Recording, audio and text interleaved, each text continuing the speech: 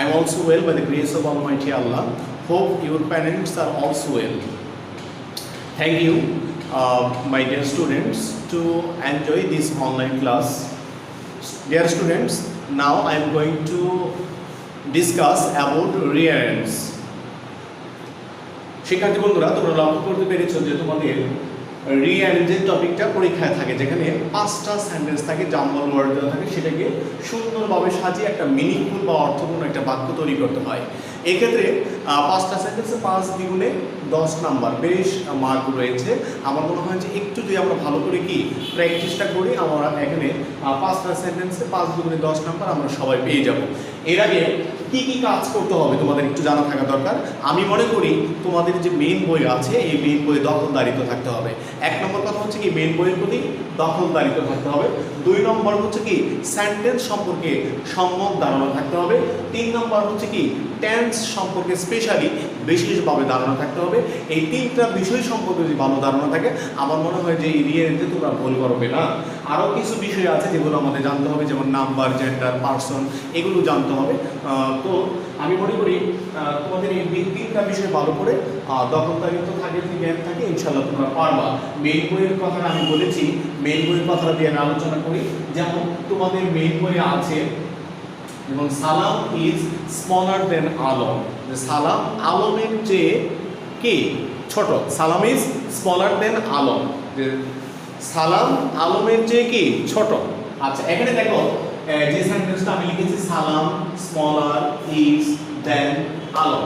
এখন মেইন বইয়ে আছে কি সালাম।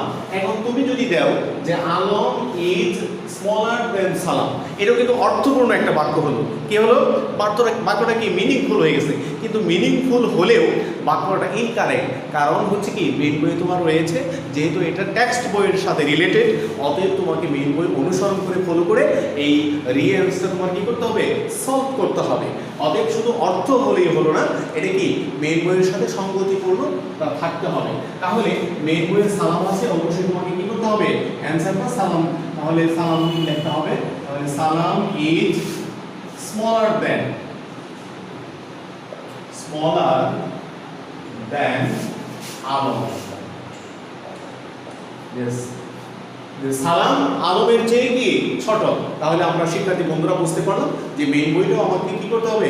অনুসরণ করতে হবে। এরপর আমরা আসি টেন্স এবং সেন্টেন্সের বিষয়টা। তাহলে আমরা মেইন বইয়ের টপিকটা শেষ করলাম, এই সেন্টেন্সটা আমরা বুঝতে নিতে পারি। আশা করি তোমরা বুঝতে পারছো যে মেইন বইয়ে দখলদারিত্ব থাকতে হবে। যেমন দেখো এখানে আছে 1 নম্বর সেন্টেন্সে, দে স্টুডেন্টস অফ আর 5 ক্লাস। প্রথমেই সেন্টেন্স এবং টেন্সের ক্ষেত্রে আমাদের কি করতে হবে? প্রথমে আমাদেরকে সাবজেক্টটা খুঁজে বের করতে হবে। কি খুঁজে বের করতে হবে? সাবজেক্ট। তাহলে এখানে সাবজেক্ট হিসেবে কি আছে? দে। সাবজেক্ট হিসেবে কি রয়েছে? দে। এখন দেখো সাবজেক্টের পরে আমাদের ভার্ব খুঁজে বের করতে হবে। কি খুঁজে বের করতে হবে? ভার্বটা বিভিন্ন রকমের হতে পারে। ভার্ব টু ডু হতে পারে, করা অর্থে ক্রিয়াপদ হতে পারে। ভার্ব টু বি হতে পারে, হ্যাঁ, হওয়া অর্থে টু বি ভার্ব হতে পারে। Verb to have verb have বা হ্যাজ হতে পারে। অর্থাৎ 3টা অর্থে যে ভার্ব রয়েছে, একটা হচ্ছে ডু অর্থে ভার্ব, করা অর্থে ভার্ব, আরেকটা কি টু বি ভার্ব, কোন কিছু হওয়া অর্থে অথবা টু বি ভার্ব থাকতে পারে, আরেকটা হচ্ছে কি হ্যাভ বা হ্যাজ ভার্ব, আছে অর্থে ক্রিয়াপদ। তাহলে এখানে আমরা দেখছি একটা ভার্ব রয়েছে, সেটা হচ্ছে আর, টু বি ভার্ব। তাহলে এখানে কি হবে? সাবজেক্টের পরে ভার্বটা টু বি ভার্বটা বসবে। তাহলে দে আর। এখন দেখো এরপরে আমাদের কি করতে হবে? অবজেক্ট খুঁজে বের করতে হবে। তাহলে এখানে কি দে আর স্টুডেন্টস। তাহলে এখানে যথারীতি কি হবে? তারা কি students. They are students of class 5। তারা কি 5ম শ্রেণীর শিক্ষার্থী। তাহলে দেখো শিক্ষার্থী বন্ধুরা, প্রথমে এখানে সাবজেক্ট বসলো, সাবজেক্টের পরে ভার্ব, ভার্বের পরে কি তোমার অবজেক্ট বসলো, স্টুডেন্টস অফ ক্লাস 5। তাহলে প্রথমে আমাদেরকে সাবজেক্ট খুঁজে বের করতে হবে। সাবজেক্টের পরে ভার্ব, ভার্বের পরে এক্সটেনশন, অর্থাৎ সাবজেক্ট এবং ভার্বের পরে যা বাকি অংশ থাকবে আমাদের নিয়ম মতে সেটা কি করতে হবে? বসাতে হবে। তাহলে এই সেন্টেন্সটা কি অর্থপূর্ণ একটা বাক্য হয়ে গেল। প্রথমে দে, দের পরে আর, হ্যাঁ, তারপর কি স্টুডেন্টস অফ ক্লাস 5, 5ম শ্রেণীর শিক্ষার্থী। এটা হচ্ছে কি অবজেক্ট। ওকে, তাহলে এই সেন্টেন্সটা কি অ্যাসার্টিভ সেন্টেন্স এবং কি প্রেজেন্ট ইনডিফিনিট টেন্স। আমরা সেন্টেন্স এবং টেন্স উভয়টা ধরতে পারলাম। তাহলে প্রথমে আমাদেরকে সাবজেক্ট নির্ধারণ করে, এরপর ভার্ব নির্ধারণ করে সেন্টেন্সটা মেক করতে হবে, তৈরি করতে হবে। এরপর আসো শিক্ষার্থী বন্ধুরা, তাহলে এটা শেষ হয়ে গেল। প্রথমটা ছিল আমাদের টেক্সট বই বা মেইন বই ফলো করে, দ্বিতীয়টা হচ্ছে সেন্টেন্স বা টেন্স ফলো করে। এটাও দেখো 3 নম্বর বাক্যটা আছে ইস্ট দা রাইজেস ইন সান। দেখো তাহলে এখানে সাবজেক্ট হিসেবে কি আছে? সাবজেক্ট হিসেবে আমরা ধরতে পারি সাবজেক্টের সাথে কি হতে পারে, ব্যক্তিবাচক হতে পারে, বস্তুবাচক হতে পারে, অন্য কিছু হতে পারে। তাহলে এখানে সান, সান সূর্য, তাহলে কি এখানে সরাসরি আমরা কি দেখতে পাচ্ছি সানটা কি সাবজেক্ট হিসেবে রয়েছে। আবার একটু ঘটনা রয়ে গেছে, তোমরা পড়েছো আর্টিকেলের মধ্যে সাধারণত পৃথিবীতে একটা মাত্র বস্তু, এর দ্বিতীয় কোনো কিছু নাই, এর উপরে সাধারণত কি আর্টিকেল দি বসে, আর্টিকেল দা বসে, তাহলে এখানে দা রয়ে গেছে। তাহলে প্রথমে দা সানটা আসবে, কি আসবে? যদিও সানটা সরাসরি এখানে সাবজেক্ট, কিন্তু আমাকে কি করতে হবে? সানের আগে আর্টিকেল দা ব্যবহার করতে হবে। তাহলে এখানে কি হবে? সাবজেক্ট দা সান। তাহলে দা আর সান দুইটা ওয়ার্ড মিলে একটা সাবজেক্ট, দা সান। এরপর দেখো এখানে আমি বলেছিলাম সাবজেক্টের পরে তোমাকে ভার্ব খুঁজে বের করতে হবে। ভার্ব সেটা কি টু বি ভার্ব অথবা কি ডু ভার্ব অথবা কি ভার্ব টু হ্যাভ হ্যাজ এটা থাকতে পারে। তাহলে এখানে ডু ভার্ব রয়েছে, কি রয়েছে? ডু ভার্ব মানে করা অর্থে ক্রিয়াপদ। কি রয়েছে? রাইজ, রাইজ মানে কি ওঠা, উত্তোলিত হওয়া। তাহলে দা সান রাইজেস, রাইজ মানে ওঠা, রাইজেস উঠে, দা সান রাইজেস। এখন দেখো তারপর বাকি অংশ হয়ে যাবে দা সান রাইজেস। এরপর আরেকটা ওয়ার্ড এখানে বাদ করেছে দা সান রাইজেস ইন দা, কি হবে? In the east. ইস্ট মানে কি পূর্ব দিক। তাহলে এখানে দিক এর পূর্বে সাধারণত এই ইনটা প্রিপজিশন, এটা কি ওই নাউনের পূর্বে অবশ্যই কি এই নাউনের পূর্বে ব্যবহৃত হবে। কি হবে? In the east. তাহলে দা ইস্টের পূর্বে এই কি ব্যবহৃত হবে? এই প্রিপজিশনটা ব্যবহৃত হবে। আচ্ছা দেখো শিক্ষার্থী বন্ধুরা, তাহলে এখানে ছিল কি ইস্ট দা রাইজেস ইন সান দা। তাহলে আমরা প্রথমে সাবজেক্ট খুঁজে বের করলাম। সাবজেক্টটা হচ্ছে কি দা সান, এরপরে ভার্বটা হচ্ছে কি রাইজেস, তারপরে ইন দা ইস্ট হচ্ছে কি এটা অবজেক্ট। ওকে, তাহলে অবশ্যই আশা করি তোমরা বুঝতে পারছো। ধন্যবাদ। এরপর আমরা আসি আরেকটা সেন্টেন্স, যেটা হলো আমি বলেছিলাম যে তোমাদেরকে সেন্টেন্স ফলো করতে হবে। তাহলে দেখো এখানে আছে 4 নম্বর বাক্যে সাম দা ডু। এখানে 3টা ওয়ার্ড রয়েছে, অনলি কয়টা ওয়ার্ড রয়ে গেছে? 3টা ওয়ার্ড।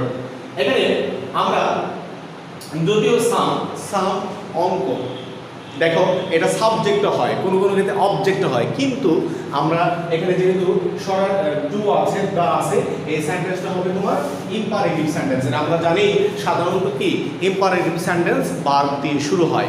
ইম্পারেটিভ সেন্টেন্স কি দিয়ে শুরু হয়? ভার্ব দিয়ে শুরু হয়। কাজে এখানে ডু, এখানে ভার্ব হিসেবে আছে ডু।